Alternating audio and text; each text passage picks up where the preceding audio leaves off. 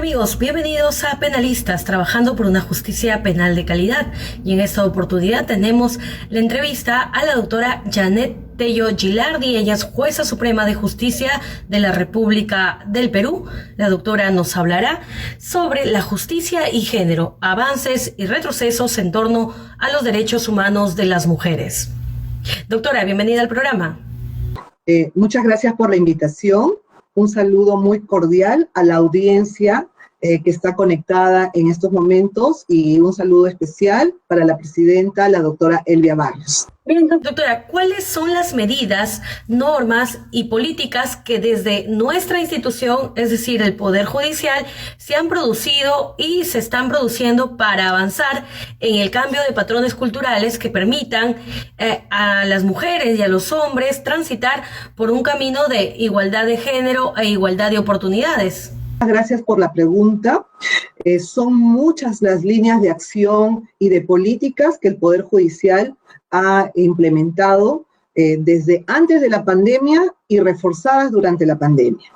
Así, por ejemplo, una de las medidas más importantes y que ha incidido en la protección de los derechos de las mujeres víctimas de violencia fue el utilizar plataformas tecnológicas que hasta antes de la pandemia no se habían hecho uso de las mismas. Pero no solamente el tema virtual, sino también se habilitó la posibilidad de presentar las denuncias de violencia contra las mujeres, contra las niñas o integrantes del grupo familiar, ¿no? Y a su turno la solicitud de las medidas de protección a través de WhatsApp, a través de línea telefónica, a través de un mensaje de correo, y por supuesto también habilitándose las mesas de partes virtuales para que esto pudiera llegar. Junto a este esquema tecnológico, por decirlo así, frente al cual nos encontramos de un momento a otro con la necesidad de implementarlo, ya veníamos trabajando la justicia itinerante. La justicia itinerante, que es el desplazamiento de los despachos judiciales hacia los lugares más lejanos de las sedes de corte o incluso en los sectores urbanos marginales donde hay mucha pobreza y donde hay muchas mujeres víctimas de violencia. De tal manera que la justicia, acercando a las personas vulnerables, a quienes más lo necesitan, dentro de las cuales están precisamente las víctimas de violencia, el juez, con su despacho constituido por el especialista, el profesional psicólogo, implementándose también el aparato tecnológico de una computadora conectada con la mesa de partes de la sede, ha posibilitado que se dicten medidas de protección de manera inmediata, incluso recibiendo las demandas, las denuncias en la vía pública, ¿no? Este es una política de justicia itinerante que requiere todavía de mayores presupuestos,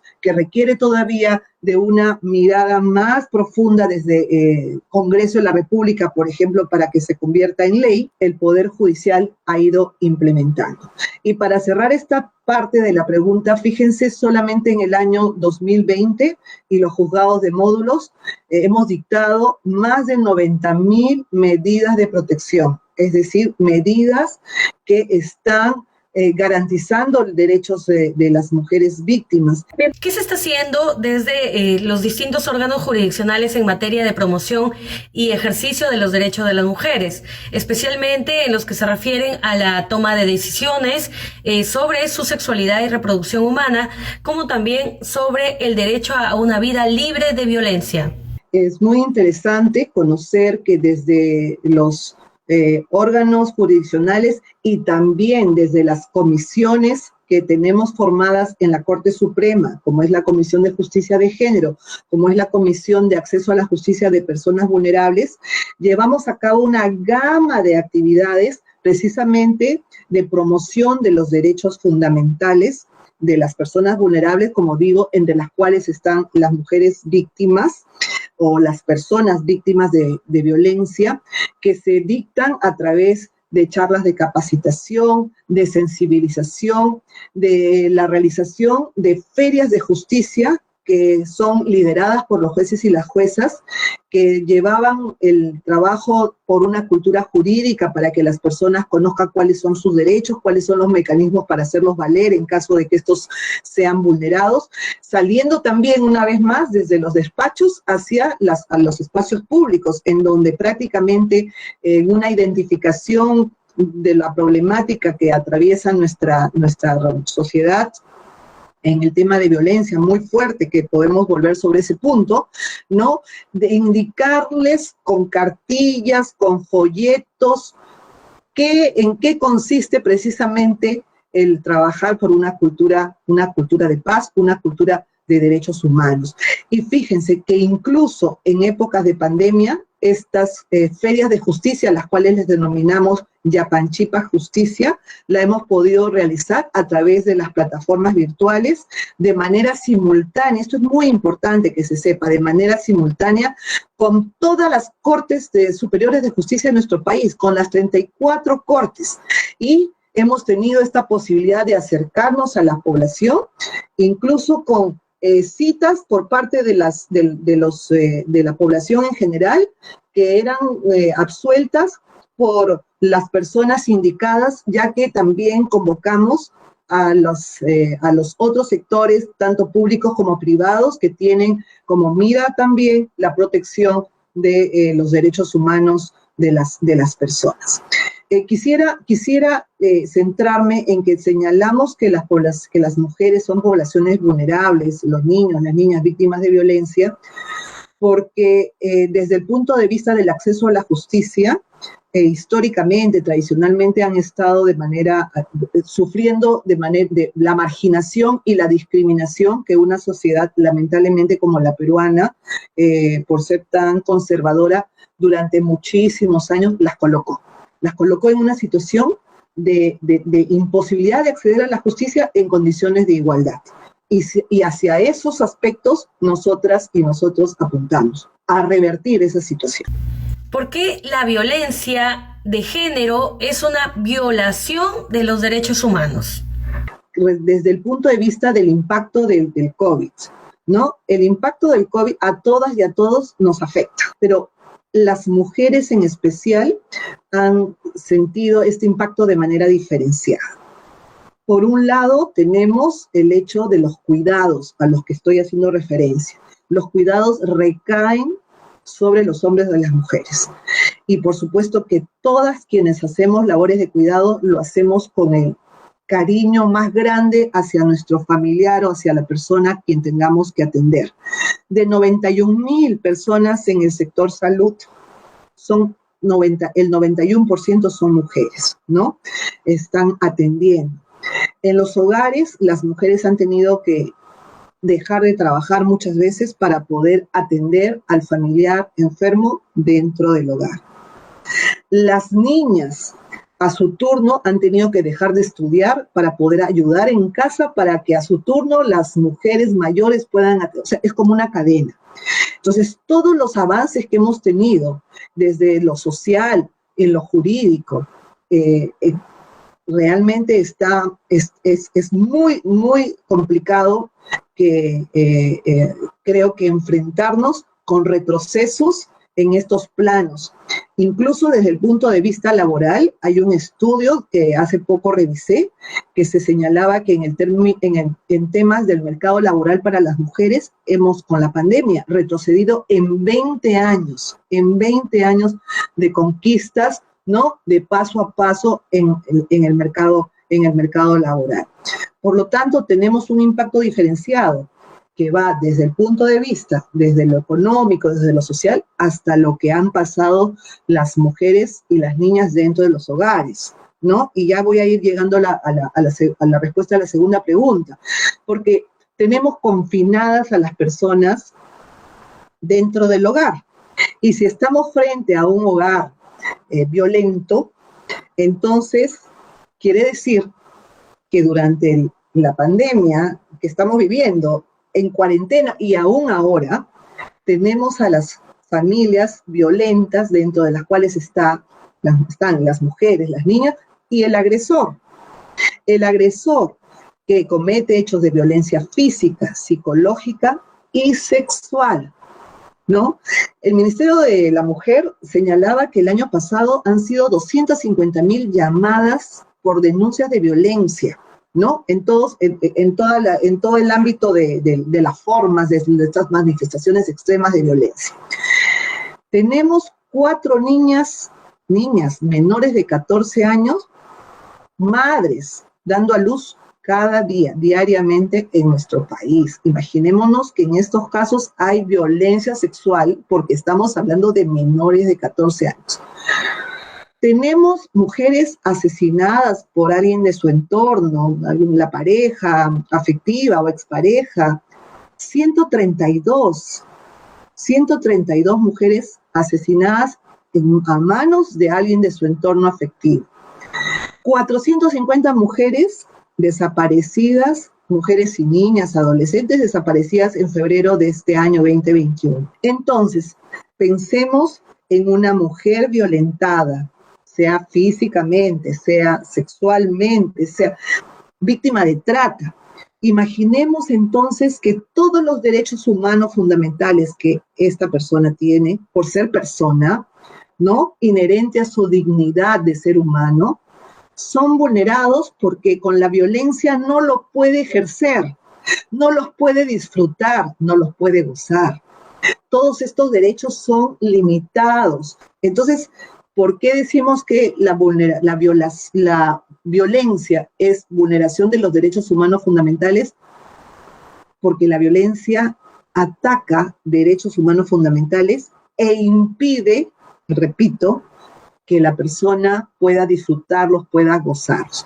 Ya esta aseveración, incluso desde los organismos internacionales, desde la comunidad jurídica internacional, desde la comunidad global, ha sido afirmado desde los años 93 con la primera conferencia mundial sobre los derechos de las mujeres allá en Beijing en el año 95, ¿no? Antes en la Conferencia Mundial de Derechos Humanos. Ya allí, en la conferencia de Viena, en el año 93, se dijo claramente, la violencia es vulneración de derechos humanos fundamentales, lo cual fue ratificado en la conferencia de Beijing, que tuvo una plataforma de acción a favor de los derechos. Por eso es que en el año 96 se crea en el Perú el Ministerio de la Mujer, que hoy lamentablemente muchos desconocen, ¿no? La importancia y la incidencia precisamente en la condición jurídica de las mujeres. Si tuviéramos todo resuelto, no necesitaríamos ni de ministerios de la mujer, no necesitaríamos conmemorar días internacionales de la mujer, ni días internacionales de lucha contra la violencia hacia las mujeres. Pero lamentablemente no es nuestra realidad. Lamentablemente, los políticos que quieran acceder a los cargos ahora de renovación desde la presidencia deben de tener en consideración todo lo que vivimos. De repente falta un conocimiento de la realidad de nuestro pueblo. Y los jueces y las juezas los conocemos muy bien. Los conocemos porque vemos el sufrimiento de miles de mujeres y de niñas que lamentablemente son violentadas y por lo tanto vulneradas en sus derechos humanos fundamentales. Campos en los que tenemos que mirar con un enfoque de género porque, por ejemplo, para los avances que teníamos ya como reportados en la alfabetización de las niñas, la escolaridad de las niñas, evidentemente ahora todo eso va a retroceder con el impacto de la pandemia, con el impacto de la falta de recursos en la sierra, en la selva, para conectarse con las vías tecnológicas en el tema de su educación. Y si encima no vamos a tener presente que las niñas, las adolescentes, necesitan ser educadas en el ámbito de su sexualidad, en el ámbito de los derechos reproductivos, precisamente para que puedan tomar decisiones a futuro, por supuesto, ¿no? A futuro, con relación a la posibilidad de un desarrollo integral. Pero esto tiene que ver de la mano cómo vamos a enfrentar nosotros desde el Estado. Por ejemplo, si negamos la distribución de la pastilla del día siguiente a las menores de edad en un caso de violación sexual, ¿no? Esto es incongruente, es dentro del kit de violación que el Ministerio de Salud provee, está la distribución de la pastilla del día siguiente. Entonces, ¿cómo vamos a negar la distribución gratuita? Digo, como parte del Estado, ¿no? Que no tenga en consideración que la mayor cantidad de gente que de repente va a acudir a un aborto clandestino son personas, son mujeres y niñas de una condición económica muy pobre. Entonces, no se puede dar una desigualdad en la distribución de esta pastilla, porque si yo voy a la farmacia sí la puedo comprar, pero si soy pobre no me la van a distribuir. No sé si me dejo entender. Esto tiene que ver con la educación y no solo con la educación, sino como los entes del Estado tenemos que responder. Entonces, allí hay criterios que no necesariamente son uniformes, homogéneos, y a veces también entramos en contradicción, y lo digo también desde algunas sentencias del Poder Judicial, que entiendo tendrán que revisar este enfoque de género desde todos los ángulos: salud, educación, justicia, etcétera. En nuestro país es posible construir relaciones de género igualitarias, simétricas, o cuál podría ser el rol y contribución particular del Poder Judicial en el logro de esta meta. Objetivos para lograr esa meta es precisamente la erradicación de los estereotipos y los prejuicios de género en la administración de justicia. ¿Qué quiere decir esto? Que en las causas, en los procesos que nosotros tenemos, no volquemos ningún elemento o criterio discriminador o que sea de alguna manera reafirmando situaciones de subordinación o, por ejemplo, en el tema de violencia física. Después voy a volver al ejemplo que has dado, Alejandra. Hace algunos años se justificaba, y esto está en las actas tanto de la Fiscalía como de los jueces de aquellas épocas, ¿no? Decir que, había sido agredida la mujer porque no le había preparado el plato que al varón, a la pareja proveedora de los alimentos, ¿no? Proveedora del dinero, le gustaba. Y entonces no se había comportado como Dios y la sociedad mandaba. Eso sí, esto sería algo terrible, encontrarnos con un acta así. Tan terrible como encontrarnos que por el hecho del uso de un determinado color en una prenda íntima o una prenda de vestir o un tamaño de una falda, entre otros ejemplos, ¿no? Tengamos las razones para absolver al agresor. Eso no puede ser. Por eso, tanto no puede ser que el Poder Judicial tomó medidas radicales contra los jueces y las juezas que intervinieron en esa causa y que tuvieron esos despropósitos, porque además desconocen que ya desde la Corte Suprema, a través de la Comisión de Género y la Comisión de Justicia, de Acceso a la Justicia, trabajamos en esa línea de erradicar, como ya dije, todo lo que implique una situación de desventaja, una situación de desigualdad de las mujeres. Y además hay acuerdos plenarios que son los criterios que ya se han establecido desde la Corte Suprema para que todos los jueces y las juezas de la República tengan en consideración al momento de tomar una decisión. Por ejemplo, hay un acuerdo plenario que establece claramente la manera como uno debe analizar las pruebas en materia de delitos de violencia sexual. Lo que las juezas, lamentablemente fueron 2 juezas y un juez, no lo tuvieron en consideración. Hay acuerdos plenarios que establecen cómo debemos juzgar y sentenciar en un caso, por ejemplo, de feminicidio, ¿no? Aprovecho la pantalla. Muchos dicen, si hay feminicidio tendría que haber homicidio. Es que no, estos son temas muy serios. Y, por ejemplo, si el asaltante entra a una bodega y con un arma dispara y mueren mujeres, ese es un caso de homicidio, ¿no? Bueno, ya con las agravantes, pero me refiero a que no sería considerado feminicidio porque no es asesinada por su condición de tal. A mucha gente le cuesta trabajo entender eso. ¿no? Y entonces nosotros como jueces y juezas también estamos encaminados a que la población entienda y que la población entienda que las mujeres, por ejemplo, no son propiedad de nadie. Es muy importante que se entiendan las razones por las cuales hablamos de una perspectiva de género, por qué hablamos de la necesidad de una igualdad, por qué hablamos, sí es posible la construcción de relaciones simétricas, pero cuando toda la sociedad, junto al trabajo que hacemos los jueces, las juezas y otros funcionarios del sector estatal, de la mano con el trabajo de ONGs, con el trabajo de cualquier otra empresa privada, empresas públicas, etcétera, todos y todas, digamos, los hombres y las mujeres tenemos iguales derechos.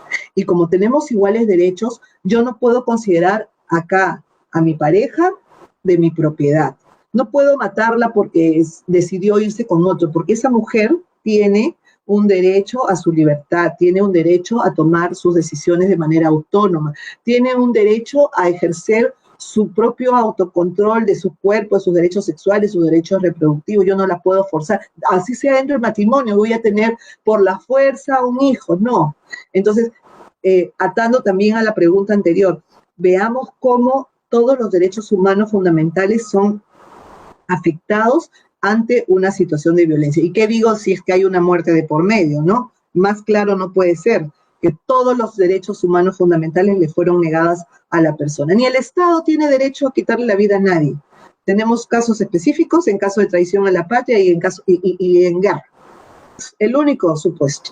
Después nadie más puede. Entonces, no tenemos ese derecho y eso tenemos que cambiar. Entonces, para esa construcción de relaciones igualitarias, todas y todos tenemos que cambiar, desde niños y niñas en la educación que damos a nuestros hijos, a nuestras hijas.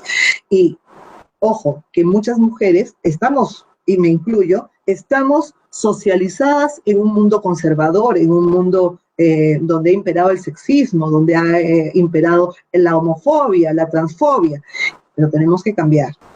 Y que desde el punto donde nos encontremos, en nuestro ámbito más pequeño, si ejercemos ese respeto por cualquier otra persona, reconociéndole sus derechos, vamos a cambiar. Este es un llamado a la comunidad en general, no solamente a las mujeres, porque tener mujeres que ejerzan sus derechos de la mejor manera va a llevar a un mundo mejor. Y también los varones se van a beneficiar. Es un mundo utópico, sí, pero seguimos luchando por eso. En el Perú contamos con protección penal ante la violencia de género en línea.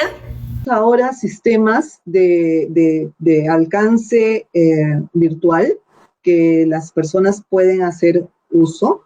Como decía al inicio de la entrevista, se puede acceder a presentar las demandas, las denuncias por las plataformas que el Poder Judicial ha implementado, ¿no? Recordemos que en casos de violencia, nosotros tenemos siempre dos caminos. Hay uno que es el de la medida de protección, que por lo general es la que resulta de manera más inmediata, atendible también por parte del Poder Judicial, y el otro canal que es el penal, propiamente, en el que se va a buscar la sanción efectiva del agresor, ¿no? Entonces, tanto los juzgados de familia, mixtos o los penales, tienen implementadas esos mecanismos. Además, en algunos lugares tenemos ya los módulos de justicia, en donde en un mismo, digamos, espacio funcionan tanto los juzgados de familia como los juzgados penales. Y esto precisamente como política del Estado, que ha entendido que tiene que dar un presupuesto para la existencia de juzgados que van de la mano precisamente para luchar contra la violencia hacia las mujeres. Pero falta presupuesto, así que hacemos un llamado aquí a las autoridades para que se puedan implementar los módulos de justicia integrado a nivel nacional. Y a propósito también tenemos trabajando el Ministerio de la Mujer, el Ministerio Público, la Policía Nacional del Perú y el Poder Judicial, un registro único de víctimas y agresores, precisamente para poder contar con bases estadísticas homogéneas, que todas las entidades que tenemos que ver con la protección de los derechos fundamentales tengamos un código único de ingreso al sistema, de tal manera que lo podamos identificar y podemos hacer el seguimiento. Este mismo registro, que es muy complicado trabajar porque se tiene que homogeneizar las plataformas de las 4 entidades, está proyectándose para que también alcance al sistema penal, ¿no? Entonces ahí tenemos a lo que llamamos el RUBA, que también necesitamos recursos para poder hacer la implementación a nivel nacional y a cargo de las 4 entidades. Esto va a posibilitar, ustedes saben que las estadísticas son un insumo precisamente para que se puedan adoptar las mejores políticas. En este caso podrían ser desde la atención y el juzgamiento, pero también desde políticas de prevención, ¿no? Políticas de prevención que también hacemos con el trabajo que realizamos, por ejemplo, desde la Comisión de Acceso con orientadoras judiciales. Fíjense cómo funcionamos. Como las orientadoras judiciales, a nivel nacional tenemos 550, a nivel de Lima 300, que trabajan directamente con sus comunidades de manera voluntaria. Son señoras lideresas, son referentes del lugar donde ellas viven, o los referentes de los comedores populares, por ejemplo, en donde ellas son identificadas por su comunidad más cercana como personas que van a poder atender si les pasara algo en el tema de violencia. Ellas han sido capacitadas en una currícula que tiene cursos de violencia de género y que ellas han tenido que aprobar los cursos y ahora son identificadas con un chaleco. Ellas trabajan sin ninguna retribución a cambio, es un compromiso que hemos logrado a partir de las convicciones que compartimos respecto a la necesidad de atender y de prevenir y atender en el tema de violencia contra las niñas y contra las mujeres. Son las llamadas orientadoras judiciales, que vienen a ser una especie de brazos, de un brazo civil del Poder Judicial, que se extiende precisamente en esa identificación que tenemos desde dentro con los problemas que afectan a nuestra sociedad. ¿Es necesaria la creación o fortalecimiento de estructuras y mecanismos institucionales para el avance de las mujeres y la igualdad y equidad de género? Yo creo que sí. Lo que tenemos como las comisiones que trabajan en favor de los derechos de las mujeres y de las personas vulnerables, aquí haríamos un pequeño paréntesis porque el Poder Judicial también atiende evidentemente la problemática de los ejes poblacionales que se han encontrado en situación de vulnerabilidad, como son las personas con discapacidad, los niños, niñas y adolescentes, las personas migrantes, las personas en pobreza, las personas pertenecientes a minorías étnicas, las personas que han sido siempre discriminadas por su identidad de género, por su orientación sexual, ¿no? Las víctimas de violencia, que puede ser cualquier persona, pero como estadísticamente siempre da, por supuesto, un porcentaje altísimo que se dirige contra las mujeres, pues por eso es que estamos también siempre trabajando en función de las mujeres y las niñas víctimas. Entonces, en esa medida, la Comisión de Justicia de Género y la Comisión de Acceso a la Justicia implementan políticas y acciones en esta línea de garantizarles los derechos en situaciones, ya dije también, de igualdad.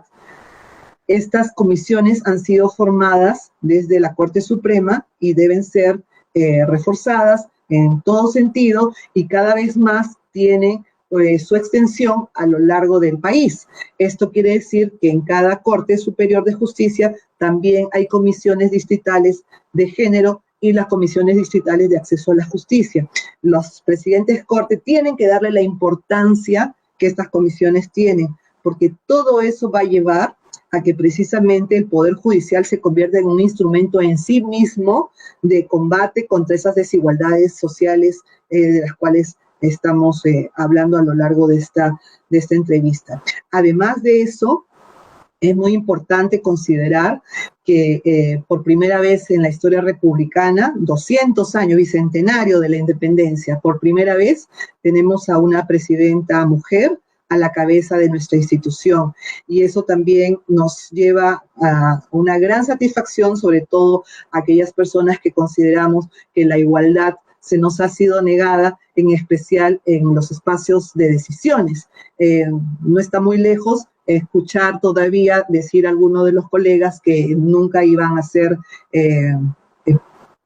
tener por presidenta a una mujer, ¿no? Claro que han cambiado en el camino, han cambiado y están muy contentos también de tener a la doctora Barrios a la cabeza, quien por un tema de equidad de género promovió a juezas a la Corte Superior, a la Corte Suprema en posiciones también de la máxima instancia de justicia, pero aquí quisiera aclarar algo que muchas veces no se entendió bien, y es que no solamente por el hecho de ser mujer, sino por un tema de meritocracia que les correspondía subir y que de repente más bien habían sido postergadas en esa justa aspiración de ser promovidas a la Corte Suprema.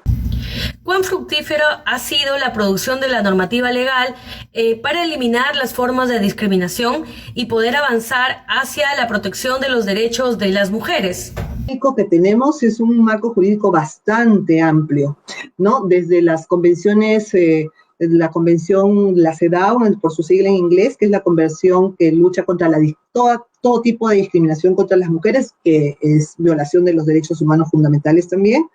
La convención de Belém do Pará, que es la convención interamericana, es de la región, ¿no? Que es la que lucha, la que trata de establecer las obligaciones de los estados para combatir la violencia contra las mujeres, hasta nuestro marco nacional, que es desde la Constitución, y leyes especiales, que son la última, la 30.364, que tuvo como antecesora la ley 26.260, con sus modificatorias.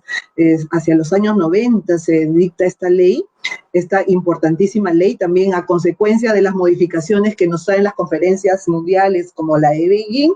Entonces, por primera vez, cuando se dicta la ley 26.260, se establece como la necesidad de que el Estado intervenga en un tema que siempre había sido considerado doméstico. Hasta ese momento no había autoridad policial, fiscal o judicial que interviniera, porque prácticamente se entendía que era un tema entre cuatro paredes, entre la pareja, y no tenía nada que ver el Estado.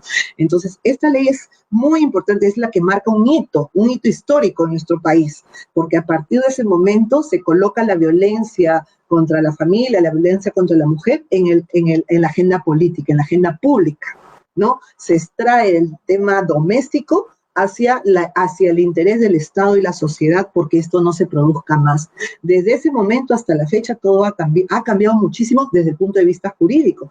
Las leyes que tenemos, la ley 30.364, que es la de lucha contra la violencia de manera integral, contiene una serie de normas que desde el punto de vista formal de los textos normativos, abarca todas las manifestaciones extremas de violencia. Lo que falta, evidentemente, es su implementación, pero no porque nosotros, los jueces y las juezas, no querramos, sino que falta recursos. No obstante eso, no estoy diciendo aquí que nos paralizamos. Ya he explicado cómo incluso en pandemia hemos implementado y hemos adaptado los mecanismos para que se pueda para que se pueda acceder a la justicia. La justicia itinerante, que también es este traslado, este desplazamiento, también se ha hecho en épocas de pandemia. Puedo citar el caso de Cajamarca, por ejemplo, que implementó en un camión, ¿no?, las salas de audiencia y se transporta hasta la fecha a los lugares más recónditos para poder acceder. Es esta forma de llevar a la justicia precisamente hacia los lugares donde más se necesita, no han parado ni con la pandemia. Entonces, esta es una situación que muchas veces la población no conoce, que nos falta mucho, por supuesto, pero si la gente no va a colaborar, no va a cambiar, no va a autocontrolarse, entonces vamos a continuar teniendo una sociedad viviendo en conflicto permanentemente, y a un poder judicial que por más esfuerzos que hace, pues no va a poder atender a todos los casos. ¿Por qué? Porque la problemática sobrepasa los recursos humanos y los recursos económicos con los que cuenta el Poder Judicial. Entonces, todo esto está dentro también de un marco jurídico que está dado, ya dije, las leyes, ¿no? Resoluciones administrativas del Consejo Ejecutivo, en las cuales, por ejemplo, se nos obliga como jueces y juezas a dar celeridad a los procesos en donde haya el tema de violencia contra las mujeres, violencia sexual, a implementar las cámaras GESEL, que es el mecanismo para tomar las decisiones de las víctimas menores de edad por el momento, para evitar su revictimización. Quiere decir esto, evitando que se les vuelva a interrogar una y otra vez. Estos interrogatorios en las cámaras GESEL también tienen marcos jurídicos. Y el marco jurídico sobre el cual nos movemos, especialmente la Comisión de Acceso, son las 100 reglas de Brasilia. Que todos conozcan, las 100 reglas de Brasilia es un instrumento jurídico. No es un tratado, no es un convenio, pero es un documento que firmaron los presidentes de los poderes judiciales y de los consejos de la judicatura de los países de Iberoamérica, que son los que hablamos castellano y los que están sumados, además España, Portugal, Andorra, ¿no? Y bueno, obviamente Brasil en la región también. ¿Y qué pasa? Que en este documento están establecidas precisamente esas obligaciones que todos los poderes públicos, que tienen que ver con el sistema de justicia, empezando evidentemente por el Poder Judicial, tenemos que cumplir para que el acceso a la justicia se dé en condiciones de igualdad, que es lo que he estado también manifestando a lo largo de esta charla. Condiciones de igualdad para todas las poblaciones que se encuentren en situación de poblaciones o personas que se encuentren en situación de vulnerabilidad. Entonces, por mecanismos jurídicos, por marcos jurídicos internacionales o nacionales, no nos quedamos. A lo que habría que agregar todos los estándares internacionales que se fijan desde los pronunciamientos que hace la Corte Interamericana, que es, por decirlo así, la última instancia de la justicia en nuestra región. Entonces, cuando los estados no cumplen con sus obligaciones, son denunciados ante la Comisión Interamericana y luego pasa a la Corte Interamericana. Un último caso, lamentablemente, que fuimos condenados fue por la violación de los derechos humanos fundamentales de una mujer trans que se llama Azul Rojas. No consiguió justicia en nuestro país. Se fue a la Corte Interamericana y la Corte entendió que el Estado había vulnerado sus derechos al no cumplir con sus obligaciones y no haberle provisto de justicia ante su caso tan terrible de torturas y violencia sexual que sufrió en una detención policial que no tuvo ninguna justificación. Entonces, la Corte, a través de sus sentencias, fija estándares internacionales que también alimentan los enfoques que como jueces y juezas tenemos que dar a nuestros casos. Y para terminar también, tenemos las observaciones que los diferentes comités monitores de los pactos nos hacen, que quiere decir las recomendaciones que como Estado peruano nos hacen para mejorar nuestro sistema, no solo de justicia, sino nuestro sistema en general de protección de los derechos humanos fundamentales. ¿Qué impacto tiene la Convención para la Eliminación de todas las formas de discriminación contra la mujer, CEDAW, sobre la eliminación de todas las formas de discriminación contra la mujer y las observaciones finales del Comité para la Eliminación de la Discriminación contra la Mujer, que trabaja la promoción de la igualdad de género? ¿Cómo ha seguido la aplicación de los estatutos de esta convención? Como lo venía refiriendo, estos instrumentos internacionales han sido prácticamente recogidos en la legislación nacional. Las definiciones de lo que es violencia, por ejemplo, la tenemos muy precisa, tanto de la CEDAW como los ámbitos de aplicación de la Convención de Belém do Pará. Y algo que es muy importante en esa legislación nacional, ¿no? Y algo que es muy importante es lo que se llama el principio de la debida diligencia. el principio de la debida diligencia que cruza cualquier acción que los funcionarios del Estado llevemos a cabo.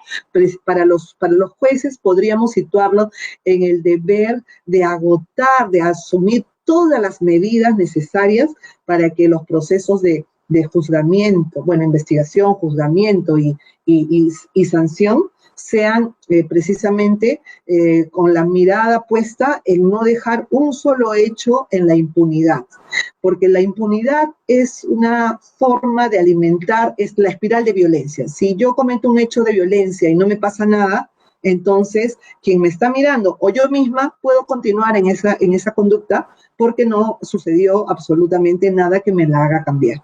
Entonces, estos instrumentos internacionales tienen puestas la necesidad de cumplir con esas obligaciones, de la mano también, por supuesto, con la Convención Americana de Derechos Humanos y todos los demás instrumentos internacionales que forman parte de este gran sistema de protección internacional. Y como veíamos también, tenemos en su aplicación práctica los protocolos de actuación judicial frente a las víctimas de violencia. Ya hablaba yo de la necesidad de la implementación de las cámaras GESEL, de la necesidad, están reflejadas en los criterios que están en los acuerdos plenarios que recogen estas obligaciones internacionales y que las vuelcan al trabajo cotidiano, al trabajo concreto que tenemos que hacer los jueces y las juezas.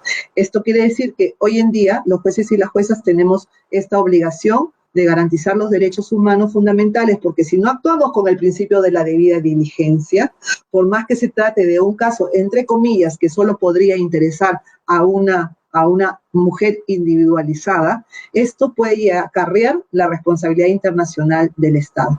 Y de la mano, el Poder Judicial, en un rol que hace años no tenía, es un nuevo rol acorde al Estado de Derecho, a un plano de democracia. Tenemos que apostar también por colaborar, por trabajar en la línea de garantizar los derechos desde la sensibilización, desde la prevención. Esto podríamos decir que no es una obligación que nazca desde la Constitución, por ejemplo, pero sí nace ya a partir de los convenios internacionales, nace de la aplicación de las 100 reglas de Brasilia.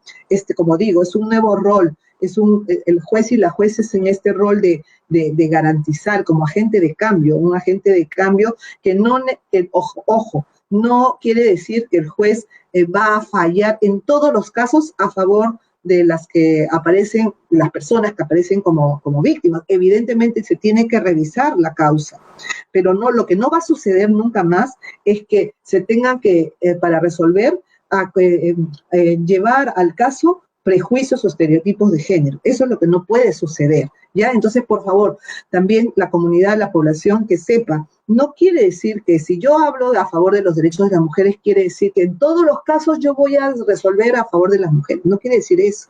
Miren, por ejemplo, cuando estuve como presidenta de la Sala de Familia, se aplicaba muchísimo, como hasta ahora, el divorcio por causal de separación de hecho. Es una causal que tiene por objeto que simplemente se acrediten los años de separación para que se proceda al divorcio. Esta causal es invocada en la gran mayoría de los casos por varones. Y en esa época éramos 3 mujeres las que conformábamos la sala. Y el trabajo por la igualdad de las mujeres lo tengo yo desde siempre. Y ahí, en esas oportunidades, todos los casos salían a favor de los varones porque era la causal que está establecida en la ley, que establece que basta con que se acrediten los años de separación. En esa medida es que hablamos de la necesidad de implementar el enfoque de género que viene desde también de estas obligaciones establecidas ya a nivel internacional.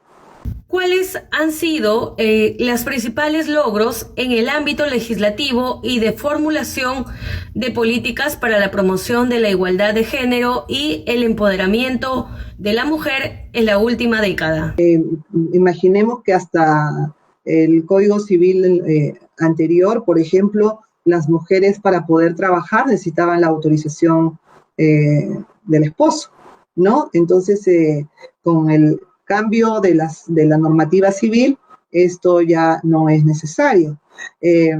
Pero de la mano con estos cambios que van desde los distintos ámbitos del derecho, que podría mencionar uno que siempre lo señalo, y es que hasta hace unos años también, por ejemplo, un violador tenía la facultad de quedar exento de pena si se casaba con su víctima. Entonces, imaginemos que desde ese momento hasta la fecha, evidentemente hay muchos logros que podemos exhibir. Y como en el tema de la violencia, que tenemos esta ley de lucha contra la violencia en todas sus manifestaciones, en los distintos ámbitos del derecho tenemos normas que podemos resaltar. Nos demoraríamos mucho quizás en mencionarlas. El problema no va tanto por eso, el problema va porque las normas sean eficaces y porque tengamos una correlación con lo que sucede en la realidad, ¿no? Por ejemplo, en el tema del uso de los anticonceptivos, la ley establecía que las mujeres no podían dar su consentimiento informado para los métodos a utilizar o a las intervenciones quirúrgicas a las que tenían que ser sometidas si es que el varón no daba su consentimiento, ¿no? Entonces, hay ámbitos en los que tenemos que seguir impulsando, que lo que haya que cambiar aún, lo cambiemos. Aquí en nuestro país no tenemos, por ejemplo, como en otras latitudes, la falencia de una ley de lucha contra la violencia. Aunque no creamos, hay sociedades, hay países que no tienen, mejor dicho, leyes de protección a las mujeres, que no tienen leyes en las que les permitan a las mujeres actuar por su propia cuenta. En ese ámbito, me parece que el Perú ocupa una posición expectante en cuanto al reconocimiento formal de los derechos de las mujeres, ¿no? Falta que esto se haga realidad, porque si tenemos un crédito que quiere pedir una mujer, por ejemplo, una mujer campesina, tiene que estar en igualdad de oportunidades que un varón campesino, y eso muchas veces no se ve. ¿Cómo ha repercutido la globalización, por ejemplo, el uso de las tecnologías de la información y de comunicaciones, la liberación de los mercados, los cambios de las pautas del comercio, entre otras cosas, en el empoderamiento de las mujeres y las niñas y la promoción de la igualdad de género? ¿Qué medidas se han tomado para reducir posibles riesgos y también aprovechar las oportunidades que se presentan a las mujeres? La globalización trae muchos efectos positivos, entre los cuales podríamos señalar que no pasa nada en nuestro país que ya no lo conozcan al otro lado del mundo, ¿no? El conocido como el caso de La Manada en España, la indignación fue absoluta, ¿no? La indignación fue absoluta. Lo que pasa en un país ya no nos es indiferente, entonces inmediatamente hay una respuesta colectiva, hay una respuesta especialmente que viene desde la sociedad civil, que no deja pasar ningún hecho de violencia. Si hay un colectivo, por ejemplo, como en Estados Unidos del Me Too, ha empezado a tener adhesiones y ha provocado que cada vez más mujeres denuncien. Entonces, creo que uno de los principales factores de la globalización y del uso de los medios masivos de comunicación, especialmente los que se utilizan a través de las redes sociales, es que la denuncia de una repercute de tal manera que, como un castillo de naipes, escala a que otras mujeres ya no se queden calladas y denuncien los hechos. Una comunicación en tiempo real que llega desde un lugar hasta todos los confines de la tierra. ¿Qué respuestas está ofreciendo el Poder Judicial ante la irrupción de la mujer en la vida social, política y laboral? Esta es una respuesta que va de la mano con el hecho de ocupar espacios que antes estaban destinados solamente para los varones, ¿no? Tenemos el caso, ya mencioné, de la presidenta del Poder Judicial, luego salas de la Corte Suprema que ahora son presididas por mujeres, como podría ser mi caso, Cortes Superiores de Justicia del país, que también tienen mujeres a la cabeza, aunque tenemos que señalar que todavía una equiparación entre hombres y mujeres al nivel de las presidencias de las Cortes todavía nos falta, ¿no? Y si bien es cierto, cada vez más hay más mujeres que ocupan cargos en lo jurisdiccional, ¿no? Por ejemplo, la presidenta del órgano de control de la magistratura también es una mujer, con mano dura para todos aquellos que nos están escuchando. Aquí no se da el hecho de favorecer a nadie por ser juez o jueza. Esto se está dando también a nivel de otras instituciones de nuestro país, porque como bien sabemos, tenemos a una presidenta del Tribunal Constitucional, a una presidenta del Congreso, una presidenta del Consejo de Ministros, a una jefa del Ministerio Público, a una presidenta de la Junta Nacional de Justicia. O sea, es un momento muy importante. Yo creo que es un momento histórico para nuestro país, y estoy segura que las mujeres que están al mando de todas estas instituciones lo están haciendo muy bien. ¿Qué actividades se han realizado en nuestra institución para fomentar que los hombres y los niños participen activamente en la promoción de la igualdad de género, incluida, por ejemplo, la eliminación de la violencia contra la mujer? ¿Qué logros se han alcanzado y con qué problemas se ha tropezado? Nuestras comisiones están conformadas tanto por jueces hombres como por mujeres, y personal femenino como personal masculino. Tenemos la implementación, por ejemplo, la UETI penal está a cargo del doctor Álvarez, que también comparte con nosotras estos mismos objetivos, y que también tiene puesta al servicio de la comunidad las plataformas virtuales y el impulso del eje que ya mencionaste, Alejandra. Entonces, todo esto tiene por finalidad hacer como quien dice, una revolución, pero ¿para qué? Para que todas y todos tengamos garantizados los derechos desde el sistema de justicia, particularmente desde lo que el Poder Judicial hace, que es administrar la justicia en los casos concretos, y como dije también, en este nuevo rol que va hacia la prevención, hacia la sensibilización, hacia el fomento de una cultura jurídica y de paz, que las 100 reglas de Brasilia también nos lo señalan. ¿Qué mecanismos de supervisión se han establecido para evaluar los progresos alcanzados en los módulos de protección y sanción a la violencia contra la mujer e integrantes del grupo familiar? Somos parte de las 4 entidades que está haciendo el registro unificado de víctimas y personas agresoras. Tenemos unos controles que nos indican las personas que han estado, que se registran, que están conectadas, durante cuánto tiempo, y a su turno hay una retroalimentación, porque se va sobre la base de los conocimientos que están siendo difundidos, y tenemos la posibilidad también de ver cuál ha sido la incidencia sobre los mismos. A través de las ferias de justicia, que ahora lo hacemos de manera virtual, también tenemos estos registros, tenemos una gama de preguntas que se nos formulan, a través de las cuales podemos alimentar los protocolos, por ejemplo, los protocolos de atención de justicia de las personas con discapacidad, que a raíz de todo este trabajo que se hizo a nivel de todas las cortes, finalmente se convirtió en un documento que todos los jueces y las juezas tenemos que aplicar. Ahora estamos trabajando también a través de los congresos, de las conferencias, de los seminarios, y de la mano también con entidades que tienen que ver con la protección, ¿no?, de los derechos humanos fundamentales. ¿Considera usted, doctora Janet Tello Gilardi, que los impactos de género están siendo ignorados en la respuesta a la crisis del COVID-19? ¿Se agravarán las desigualdades ya preexistentes, preestablecidas en nuestro país?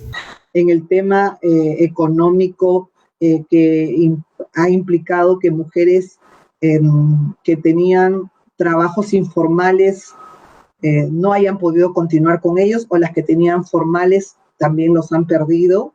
Ya hablé de los 20 años de retroceso en el tema de los derechos laborales de las mujeres. No lo digo yo, lo dicen investigadores sobre la materia. El tema de violencia es absolutamente diferenciado con los varones.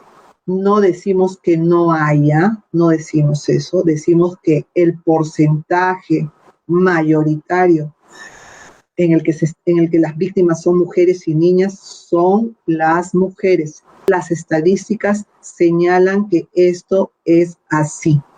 A nivel mundial, incluso, fíjense, son entre una población entre los 15 y 49 años, 1 de cada 5 mujeres afirma haber sufrido violencia sexual o física a mano de una pareja íntima en este periodo de 12 meses, o sea, de lo pasado.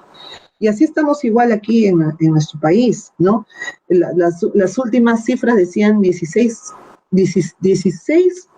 mujeres y adolescentes, niñas desaparecidas prácticamente diariamente en nuestro país.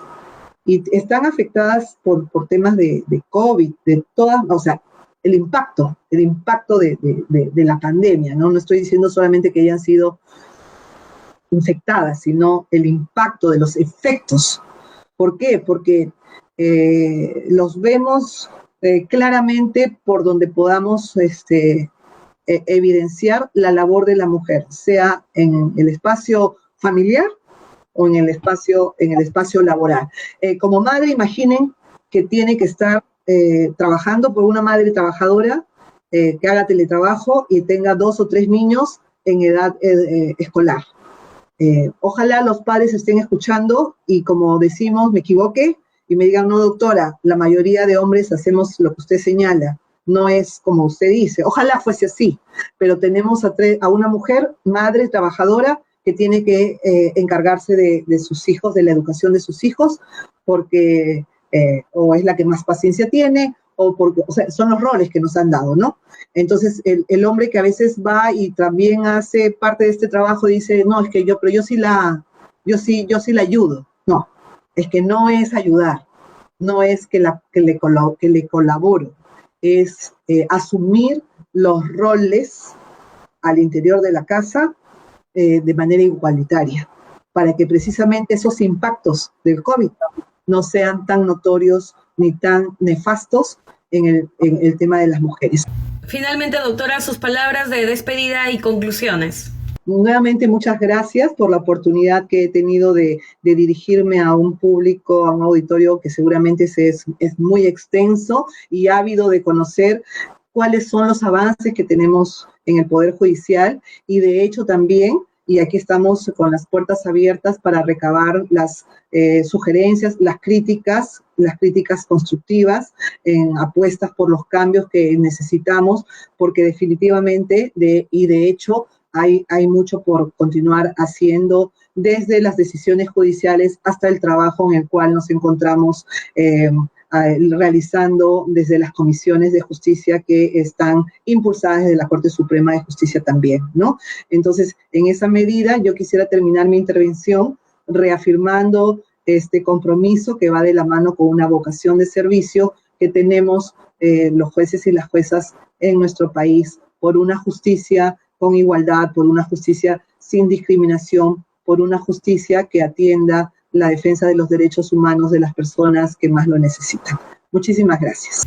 Muchas gracias a la doctora Janet Tello Gilardi, jueza suprema de justicia de la República del Perú. Ella estuvo con nosotros y nos habló sobre la justicia y género, los avances y retrocesos en torno a los derechos humanos de las mujeres. A ustedes muchas gracias por su sintonía. Ya saben que nos encuentran en nuestras cuentas oficiales de Facebook, Twitter, YouTube e Instagram. Y también estamos en Justicia TV, el canal de los jueces del Perú. Hasta la próxima.